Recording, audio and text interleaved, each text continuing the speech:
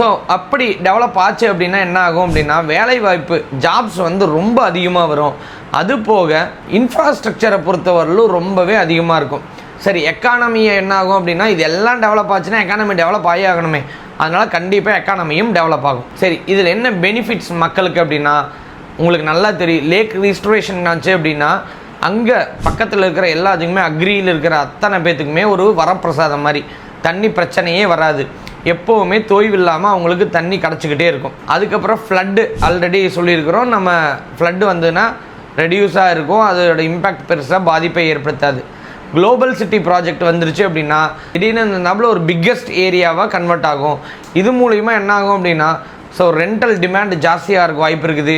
இது போக இடத்தோட விலை நீங்கள் 1000 ரூபா 2000 ரூபாய்க்கு வாங்கின இடம் என்ன ஆகும் அப்படின்னா 7000 ரூபா 8000 ரூபாய்க்கான டிமாண்ட் வந்து கண்டிப்பாக இருக்கும். அது போக ரோடு ஃபெசிலிட்டிஸ் அதிகமாக நல்லா இருக்கும், சூப்பராக இருக்கும். அது போக பப்ளிக் டிரான்ஸ்போர்ட்ஸ் வந்து இன்னும் அதிகமாக இருக்கான வாய்ப்பு இருக்குது.